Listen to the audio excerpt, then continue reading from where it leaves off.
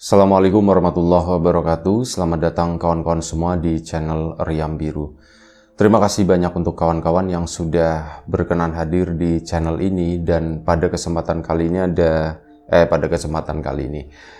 pada video kali ini merupakan lanjutan dari cerita sebelumnya. Dan di cerita sebelumnya, satu cerita dari Mas Muslih ya, yang secara tidak sengaja menemukan kakaknya Mbak Ayu yang sudah lama menghilang gitu kan, dan benar-benar gak disangka ternyata begitu ditemukan Mbak Ayu itu sudah menjadi orang yang berbeda. Awalnya berangkat dari rumah meminta izin untuk menjadi seorang pekerja di sebuah pabrik, namun kenyataannya setelah ditemukan oleh Mas Muslih, Mbak Ayu itu berubah menjadi seorang dukun perempuan. Nah, setelah menemukan itu tadi, di cerita sebelumnya kan Mas Muslih akhirnya memutuskan untuk tinggal di rumahnya Mbak Ayu.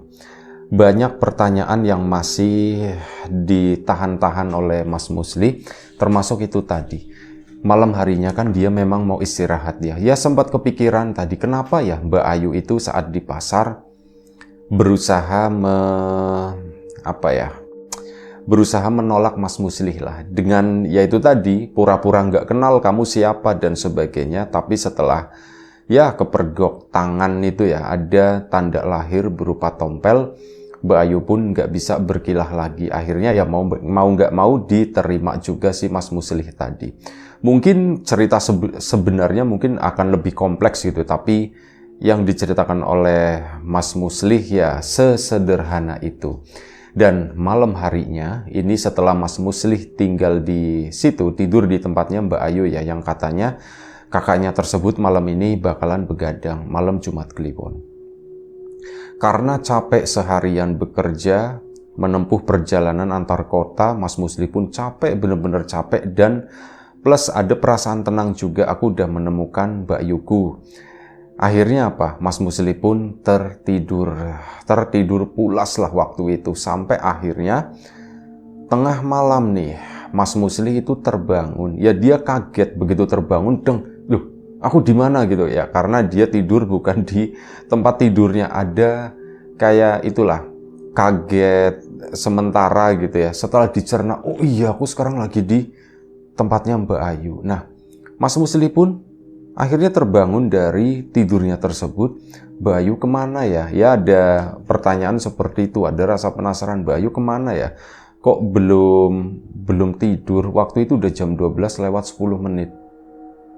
Kok dia belum tidur? Akhirnya apa? Dia pun keluar dari kamar itu mau ngecek gitu kan. Cuman apa? Begitu dicek, Mbak Ayu itu nggak ada di sana.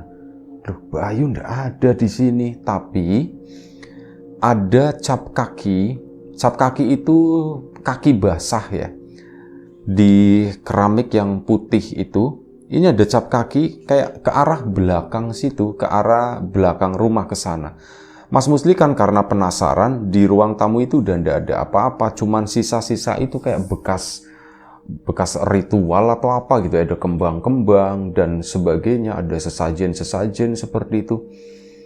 Ya, Mas Muslih itu dengan sangat berat hati gitu ya, itu berusaha mencerna semua apa yang dia lihat, apa yang dia alami bersama mengenai kakaknya Mbak Ayu tersebut. Dia pun mengikuti jejak kaki tersebut. Kemana ya Mbak Ayu ya? Padahal kamar mandi itu posisinya di belakang, tapi jejak kaki basah itu dari arah depan. Akhirnya ke belakang ke situ, orang namanya rumah kecil ya, dari ujung ke ujung itu cuman berapa meter doang. Sampailah Mas Muslih itu di area belakang sana. Setelah kamar mandi itu ada pintu keluar, dan pintu keluar tersebut sepertinya karena pintunya modelnya dikancing begitu doang, kancingnya itu posisinya terbuka, dan dilihat kuncinya itu sepertinya nggak dikunci. Mas Muslih pun akhirnya ngebuka begini, jegret, dilongok ke belakang, gelap banget. Akhirnya ditutup lagi sama Mas Muslih. Ada perasaan takut waktu itu. Lah udahlah biarin aja gitu ya. Aku takut, aku nggak kenal daerah ini, tapi takutnya nanti kenapa-kenapa gitu. Akhirnya dia pun masuk lagi ke dalam kamar sana. ada perasaan khawatir, Mbak Ayu kemana ya malam-malam begini ya. Aku benar-benar ya belum tahu sepenuhnya dengan apa yang dikerjakan oleh Mbak Ayu itu. Rasa kantuk kembali menyerang Mas Muslih waktu itu. Dan akhirnya udahlah, besok pagi aja lah, nanti aku tanya-tanya begitu kan. Syukur-syukur Mbak Ayu itu mau tak bujuk buat pulang ke rumah. Dan kalaupun aku harus merahasiakan semua yang aku lihat di sini, aku akan merahasiakan. Yang penting Mbak Ayu itu mau pulang, bisa ketemu sama bapak sama ibu. Jadi setidaknya bapak sama ibu itu tenang. Karena apa? Mas Muslih sendiri itu dilarang menghubungi keluarganya. Jadi ya mau ndak mau begitu kan. Ini cukup ditelan sendiri rahasia ini. Biar cukup Mas Muslih aja lah yang tahu. Nah, mikirin hal tersebut di kamar, akhirnya ngantuk. Cuman belum sempat tertidur, dia itu mendengar ada suara gamelan, pelan, sayup-sayup. Ih, kok ada suara gamelan malam-malam begini? Di mana? Dari tadi itu ndak ada. Kok ini tiba-tiba muncul? Mas Muslih pun akhirnya bangun lagi dari tidurnya tadi, duduk begini, coba menangkap suara itu dari mana ya? Pintu kan memang dibiarkan terbuka sedikit. Akhirnya dibuka agak lebar begitu sama Mas Muslih dan suaranya sepertinya deket, nggak jauh-jauh banget dari sini. Meskipun suara itu nggak terlalu keras, tapi rasanya, kata Mas Muslih itu, suara itu rasanya tuh deket, kayak bukan gamelan asli beneran gitu, enggak, tapi kayak diputer di sound system yang ukurannya juga enggak terlalu besar. Kayaknya suaranya dari belakang gitu kan, dan aku tadi nengok ke belakang itu gelap, enggak ada apa-apa. Apa Mbak Ayu di belakang sana ya? Dan akhirnya apa? Dia pun keluar ke situ, keluar dengan cara merangkak. Cuman ngecek doang begini. Ke ruang tamu enggak ada apa-apa. Longok ke belakang sana, serem. Gimana ya, kok ada suara gamelan seperti ini? Nah, rasa penasarannya Mas Muslih itu menguat. Akhirnya dia pun melawan rasa takut itu, dan dia pun akhirnya bangun dari merangkaknya tadi, mencoba menuju ke arah belakang sana. Balik lagi coba didengerin, begitu deket sama pintu. Bener suaranya itu kayak dari belakang situ. Mas Muslih kan akhirnya ya nekat gitu, tak buka lagi jegrek pintunya karena memang nggak dikunci. Nah, kali ini begitu dibuka pintunya, dia itu kaget, bener-bener kaget. Belakang rumah yang sebelumnya dilihat oleh Mas Muslih itu cuman gelap, nggak ada lampu satupun, ya kayak ngelihat. Bahkan di belakang bangunan itu, di belakang rumahnya Mbak Ayu itu nggak ada lampunya. Ya alhasil kebonan sana itu ya cuman hitam begitu doang, saking gelapnya. Nah, kali ini begitu dibuka, di belakang itu terang. Banyak lampu-lampu minyak seperti itu, obor-obor itu berjejer di sana. Mas Muslih lihat banyak orang di situ lagi pada duduk, dan di situ yang bikin kaget lagi itu apa? Dia melihat Mbak Ayu itu sekarang sudah berubah. Bukan Mbak Ayu yang pakai kaos, bukan Mbak Ayu yang pakai celana jeans seperti siang tadi. Mbak Ayu itu udah berubah pakaiannya itu menjadi seorang penari, pakai kemben cantik, rambut disanggul dan sebagainya. Dilihatin itu Mbak Ayu bukan sih, dilihatin tangannya pas begini-begini. Oh iya, tangannya itu ada tompelnya, itu berarti bener Mbak Ayu. Ya Mas Muslih kan awalnya cuman ngeliatin begitu doang ya. Mbak Ayu ngapain? Dia itu menari-nari di depan orang-orang. Orang-orang yang penampakannya itu juga aneh-aneh. Sepertinya bukan dari orang-orang sekarang. Orang sekarang ya pakai baju, pakai kaos begitu ya. Ini tuh enggak. Mohon maaf ya, yang laki-laki ya telanjang dada begitu. Yang perempuan pun sama. Dilihatin sama Mas Muslih. Kok serem begitu, itu mereka siapa? Mereka tuh lagi ngapain? Mereka tuh lagi ngadain acara apa di belakang rumah? Dan kok seperti itu? Mas Muslih pun akhirnya apa? Ya pintu nggak dibuka full, dia tuh cuman menurunkan badannya dari posisi jongkok. Akhirnya dia duduk di situ menyaksikan dari pintu yang terbuka hanya ya mungkin beberapa senti begitu doang.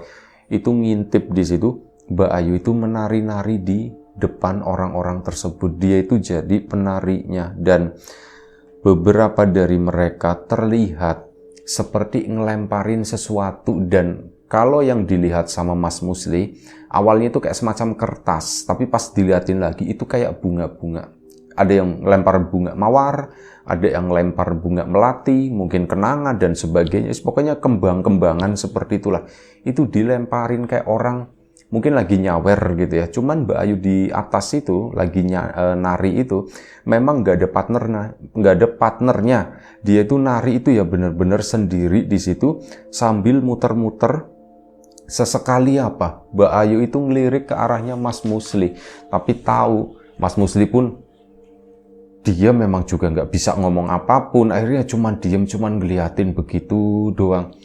Lambat laun ada sesuatu yang aneh di situ terjadi lagi. Mbak Ayu kan perawakannya itu ramping ya. Jadi orangnya tuh memang tinggi, cuman kurus seperti itulah. Nah ini tiba-tiba setelah posisi Mbak Ayu itu miring gitu kan, Mas Musli ngelihat perutnya itu jenggol gitu, kayak orang hamil gede. Hah, Mbak Ayu kok hamil seperti itu? Ya Mas Musli bingung di situ kan. Ini nyampe dia tuh ngucek-ngucek mata. Ini sebenarnya aku beneran ngelihat seperti ini atau enggak sih gitu. Diliatin terus. Memang beneran perutnya itu membesar, dan perut itu membesarnya itu ternyata nggak berhenti, makin gede, makin gede, makin gede. Bener-bener udah nggak imbang antara besar perutnya Mbak Ayu itu sama badannya Mbak Ayu. Sampai kain itu ya, kain kemben yang nutupin itu sampai beral, kebuka gitu. Perutnya itu gelambreh gitu, bahasa gampangnya gitu ya. Perutnya itu gelambreh kayak mau jatuh. Dan itu udah sampai kayak di lututnya Mbak Ayu. Tapi ya begitu terus nari-nari dengan susah payahnya. Ini terus dilemparin itu tadi kembang-kembang sama orang-orang yang ada di sana. Sampai akhirnya tiba-tiba Mas Musli itu dibikin kaget. Ada bunyi tokek. Biasanya kan bunyinya seperti itu dulu ya. Ada bunyi tokek begitu. Nah, begitu keluar bunyi tokek itu tadi, berhenti. Adegan itu suara gamelannya hilang. Di sana ada pemain gamelan, cuman itu tadi soundnya, suaranya itu nggak sekencang kayak misal mungkin kita nonton gamelan live gitu kan, suaranya kan menggelegar, megah begitu. Ini tuh enggak, suaranya tuh kayak dari sound system kecil, ya kayak gitulah, suaranya tuh kecil. Dan begitu suara tokek itu bunyi, semuanya itu jadi gelap, kayak hilang begitu aja. Mas Musli kan jadi, ya dia pertama diem terduduk di sana. Loh, kok jadi gelap ya? Dan akhirnya apa? Mas Musli pun pintunya ditutup, grep, dia mundur. Mundur pun karena dari posisi duduk dengan cara merangkak. Itu balik lagi ke kamar. Nah kali ini dia itu benar-benar takut, sumpah aku takut. Mbak Ayu itu serius. Apa aku ini cuman mimpi ya? Pikirnya Mas Musli itu begitu. Tapi kayaknya nggak mimpi deh. Nah Mas Musli, dia coba berpikir gitu ya. Mimpi bukan ya? 2 ditambah 2, 4. Ya, dia bikin itu tadi tambah-tambahan, kali-kalian sederhana. Dan dia itu menjawabnya dengan benar. Akhirnya kayaknya bukan mimpi deh. Ini sumpah bukan mimpi. Dan setelah itu pintu belakang terbuka, jeglek. Mbak Ayu pulang kayaknya. Tapi Mas Musli sengaja diem di situ karena dia itu udah takut. Malam ini sepertinya bukan malamnya Mas Musli. Jadi dia itu kayak entah dibawa di perbatasan antara nyata dan gaib atau bagaimana ya. Dia itu udah merasakan sesuatu yang benar-benar aneh. Mana di ruangan itu, di bangunan tersebut itu baunya itu udah bau dukun banget lah, banyak kembang-kembang, banyak ada bau aroma kemenyannya juga, macem-macem. Tiba-tiba Mbak Ayu itu masuk ke dalam rumah. Dia ngintip di kamar. Musli, kamu belum tidur? Mbak Ayu, Belum Mbak, dan Mbak Ayu itu pakainya itu pakai kemben. Aku udah tidur cuman kebangun sih Mbak tadi. Kamu ndak tidur lagi? Enggak Mbak, aku udah nggak ngantuk, kata si Mas Musli. Ya sudah sebentar. Mbak Ayu pun ke sana, ke arah depan. Nah begitu ke arah depan, si Mas Musli diem aja di situ kan di kamar. Akhirnya apa? Muncul atau keluar terdengar suara panggilan Mbak Ayu. Musli, sini deh, kata Mbak Ayu. Kalau nggak ngantuk, ya kesini aja, kata dia kan. Akhirnya apa? Mas Musli pun ke depan ke situ, dan ada sesuatu yang bikin kaget lagi, yaitu Mbak Ayu perutnya itu membesar kayak orang hamil, dan posisi dia itu lagi megangin perutnya, lagi dielus-elus begini. Mana di ruang tamu itu lampunya itu diremang-remangin begitu kan. Mas Musli nggak bisa ngomong apa-apa. Aku nggak ngerti apa yang terjadi sama Mbak Yuku ini. Sejak kapan dia hamil? Perasaan tadi sore tadi dia tuh nggak hamil. Kok kenapa malam ini jadi hamil? Mas Musli pun jalan ya dengan merangkak itu tadi. Begini cuman merangkak, nggak pakai berdiri. Mendekat ke arahnya Mbak Ayu. Aku pasrah aja deh. Aku nggak mau nanya apa-apa. Kalau Mbak Ayu mau cerita ya cerita. Kalau enggak ya enggak. Tapi itu cuman dalam hati doang. Dia itu ya akhirnya duduk di situ doang ya. Diem aja ngeliatin Mbak Ayu yang lagi ngelus-ngelus ini perutnya. Kayak orang hamil yang lagi dilus-elus begitu. Mas Musli diem aja. Mungkin sekitar 2-3 menit. Mbak Ayu baru ngomong, Musli, kamu ndak perlu khawatir, kata Mbak Ayu. Mas Musli nggak ngejawab apapun. Kamu ndak perlu khawatir.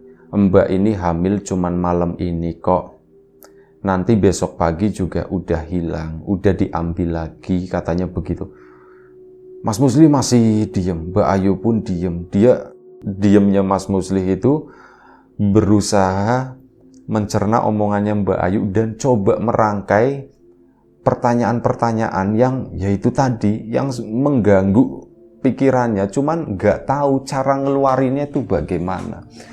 Setelah sama-sama terdiam, Mas Musli pun akhirnya bertanya dengan pertanyaan, Mbak, kalau hamilnya besok pagi bisa hilang, artinya Mbak Ayu nggak hamil dong, gitu kan. Mbak itu hamil, cuman ini hamil titipan, kata Mbak Ayu. Hamil titipan bagaimana Mbak? Ya ada yang nitipin hamil ini ke Mbak. Nanti besok juga diambil lagi. Kalau diambil lagi ya sudah, katanya begitu. Kamu jangan cerita ke bapak, ke ibu ya masalah ini. Iya Mbak. Mas Musli pun akhirnya cuman jawab begitu doang. Dan akhirnya apa? Si Mbak Ayu, kamu sana kalau masih ngantuk, kamu tidur aja, kata si Mbak Ayunya. Karena memang Mas Musli sendiri juga udah nggak nyaman dengan kondisi itu. Dia itu bingung lebih tepatnya. Ini tuh aku sebenarnya lagi ngalamin apa sih? Perasaan tadi siang itu aku masih nganterin minuman, masih cengenges gitu ya, masih cekekak sama si Kirman. Giliran malam begini kok aku ditemuin hal seperti ini. Seseorang yang udah lama nggak aku temui, sekalinya ditemui kok aku ditunjukkannya begini-beginian. Ini maksudnya apa? Aku nggak ngerti gitu kan. Ini nyata atau enggak? Aku berharap ini tuh cuman mimpi. Tapi aku hitung-hitungan tadi kok bener. Kayaknya ini bukan mimpi. Yaitu benaknya itu ngomong sendiri seperti itu. Dan akhirnya apa? Mbak, aku ke kamar dulu ya Mbak ya. Iya, sana kamu istirahat aja. Akhirnya apa? Mas Musli pun ke dalam kamar. Berbaring begini ndak bisa tidur, merem-melek di situ, ngeliatin sekitar kamarnya Mbak Ayu tadi. Ya kamarnya itu Mas Musli juga baru kayak menyadari gitu ya, kok banyak banget ya gantungan-gantungan seperti itu. Ya benda-benda itulah mungkin ya, benda-benda bertuah gitu, tapi tidak disebutkan itu apa gitu. Mas Musli pun akhirnya udahlah aku merem aja. Begitu merem, mungkin sekitar 10 menit lah. Mas Musli sendiri yakin kalau dia itu belum tidur. Soalnya dia itu masih ngerasain kaki itu gatel, entah digigit nyamuk atau bagaimana. Dia itu masih ngerasa itu. Tiba-tiba terdengar suaranya Mbak Ayu. Kayak suara merengek gitu kan. Kayak gitulah. Mbak Ayu kenapa ya? Dia sendiri, Mas Musli, mau bangun ndak berani. Aku itu udah terlalu takut sebenarnya. Cuman dari tadi tak tahan-tahan. Udahlah aku diem aja lah. Aku pasrah gitu.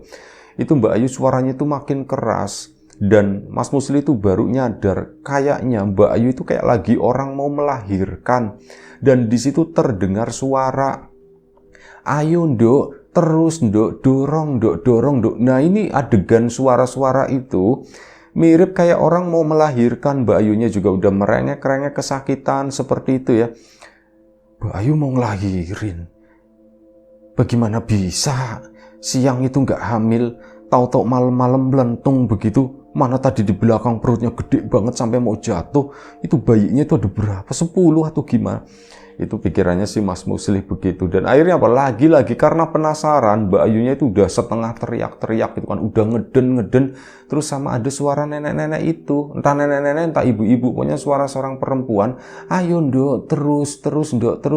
Dorong. Ya kayak mungkin seorang bidan, seorang dukun bayi yang lagi menyemangati ibu-ibu yang mau lahiran ya. Kurang lebih seperti itu. Mas Musli pun akhirnya bangun lagi, merangkak lagi itu ngelongok begini, dan ternyata memang benar. Di ruang tamu tersebut lagi ada prosesi kelahiran. Posisinya Mbak Ayu itu persis kayak orang mau melahirkan. Di belakangnya itu ada seorang ibu-ibu pakai kebaya rapi itu megangin, sama yang di depannya itu pun sama, ada 2 perempuan di situ. Yang satu megangin Mbak Ayu, yang satunya ini lagi membantu itu. Dan akhirnya apa? Keluar brol gitu kan. Itu sampai Mas Musli itu sampai dia itu hampir berteriak waktu itu ya.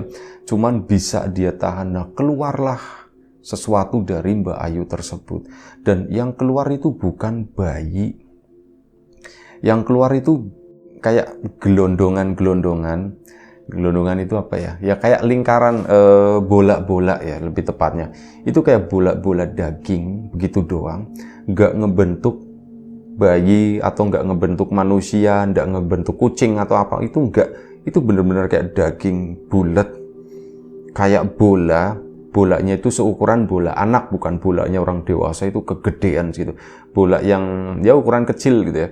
Nah itu tuh keluar, ada beberapa yang keluar di sana. Itu diambil, ditumpuk-tumpuk sama si ibu-ibu yang ngebantuin melahirkan itu. Mas Musli melihat dan apa?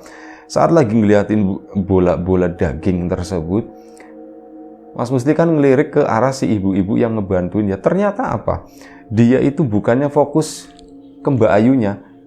Posisinya itu lagi ngeliatin ke arahnya si Mas Musli.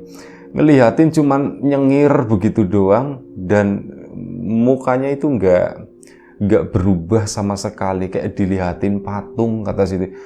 Mas Musli pun takut, dia takut. Bener-bener takut. Dia pun akhirnya apa? Langsung mundur lagi. Masuk ke dalam kamar. Meringkuk begini, ketakutan gitu kan. Mbak Ayu kenapa? Ya Mas Musli berdoa di situ, Mbak Ayuku diselamatin, semoga nggak terjadi apa-apa gitu. Nah, setelah itu Mas Musli itu tiba-tiba kayak orang yang les gitu ya, kayak orang yang tiba-tiba tertidur, orang ngantuk banget gitu, tahu tuh slep, dia itu nggak inget apa-apa. Bangun-bangun itu udah pagi. Begitu bangun pagi, Mbak Ayu itu udah bergetak aktivitas gelotakan di belakang sana di area dapur. Tercium aroma masakan, ada bau telur, kayak telur ceplok atau telur ini dadar seperti itu ya. Mas Musli pun udah pagi gitu kan. Udah pagi. Ya aku di kamarnya Mbak Ayu. Keluar kamar kan, kali ini keluarnya tuh berdiri bukan merangkak. Mbak gitu kan. Udah bangun, kata Mbak Ayu. Mbak Ayu itu normal. Ya pakai kaos, pakai celana pendek kayak gitu. Lagi masak, lagi bikinin itu telur dadar. Dan akhirnya, sini sarapan dulu bentar lagi ya katanya. Bentar lagi nih mateng. Mas Musli diem aja. Mbak, iya kenapa? Mbak Ayu ndak apa-apa Mbak. Udah apa-apa, emang kenapa? Mbak Ayunya tuh di setelnya tuh lempeng, kayak apa ya? Kayak seolah-olah itu tidak terjadi apapun. Selesai, akhirnya dibawa ke depan sana ke ruang tamu, makan bareng di situ. Ini di bekas karpet tempat Mbak Ayu melahirkan semalam ya. Mas Musli diem aja. Lapar, setelah beberapa suapan, itu perut rasanya tuh udah kenyang, dan rasanya aku tuh pengen bertanya ke Mbak Ayu. Mbak Ayunya nambah lagi katanya, padahal belum habis di piringnya sih itu. Nambah lagi, Lih. Iya Mbak, sebentar Mbak. Mbak, aku mau nanya. Nanya apa? Semalam apa yang terjadi Mbak? Semalam terjadi apaan? Kata si Mbak Ayu. Mbak, semalam aku ngelihat semuanya. Kamu ngelihat apa? Kata Mbak Ayu kan. Aku ngelihat Mbak Ayu hamil. Masa Mbak Ayu hamil, orang Mbak belum punya suami, belum menikah. Mbak Ayunya itu seperti itu jawabannya, kayak seolah-olah gitu semalam itu nggak terjadi apa-apa Mbak. Sumpah Mbak, itu sampai piringnya ditaruh gitu ya si Mas Musli. Mbak, sumpah Mbak, aku ngelihat semalam Mbak Ayu itu di belakang sana. Mbak Ayu itu nari-nari kayak disawer pakai kembang. Yang nonton itu modelnya tuh begini-begini. Terus habis itu, ya itu tadi tiba-tiba Mbak Ayu itu melendung, perutnya kayak orang hamil. Mbak Ayu diem aja, tetap makan dengan santainya. Terus Mbak Ayu masuk ke dalam, dan intinya Mbak Ayu itu ngelahirin di situ Mbak. Yang dilahirin bukan bayi, tapi kayak daging nih Mbak, segini-gini gitu, kayak kepalanya monyet katanya segitu. Mbak Ayu masih dengan santainya itu lagi makan normal biasa. Mbak Ayu pun bilang, kamu semalam jalannya bagaimana? Ditanya begitu sama Mbak Ayu. Jalan apanya Mbak? Ya kamu cara jalan itu, kamu kan tadi bilang dari kamar menuju ke sana, ke area kebun, ke area belakang situ. Kamu kan pasti jalan. Masa iya, tahu-tahu menghilang, lompat terbang, enggak? Mas Musli pun baru kepikiran. Aku jalan merangkak Mbak. Mbak Ayu itu cuman senyum gitu kan. Oh, berarti itu bukan kamu yang lihat. Maksudnya gimana Mbak? Jadi begini Musli, habisin dulu kata Mbak Ayu. Nanti kalau udah habis, baru Mbak ceritain. Ya udah Mbak, tak habisin ya Mbak ya. Akhirnya dia memang lapar juga waktu itu. Baru beberapa suap kenyang, tapi perut itu sebenarnya tuh masih agak-agak lapar. Akhirnya dihabisin sama Mas Musli. Setelah udah santai, minum teh dan sebagainya, Mbak Ayu juga sama. Mbak Ayu minta rokoknya si Mas Musli. Lih, bagi ya katanya. Mbak Ayu ngerokok ya? Ya sekali-kali katanya begitu. Akhirnya sudah ngerokok bareng, ngobrol si Mbak Ayu. Apa yang kamu lihat itu bukan asli, kata si Mbak Ayu. Mbak, yang bener Mbak, gitu. Mas Musli masih nggak yakin ya. Iya bener, itu bukan asli, kata si Mbak Ayu. Udah, kamu nggak usah terlalu mikirin Mbak, tapi aku mau ceritain dong Mbak, apa sih yang sebenarnya terjadi sama Mbak Ayu. Tolonglah Mbak, jujur sama aku, biar aku nggak kebingungan Mbak, kata si Mas Musli begitu. Ya sudah, jadi begini ceritanya. Nah, berhubung ini udah mepet ya, kita lanjut lagi di bagian ketiganya. Cerita dari Mas Musli ini. Terima kasih kawan-kawan sudah mantengin sampai detik dan menit ini. Sampai jumpa di episode selanjutnya Riam Biru. Lanjutan dari cerita ini, jaga kesehatan kawan-kawan semua. Assalamualaikum warahmatullahi wabarakatuh.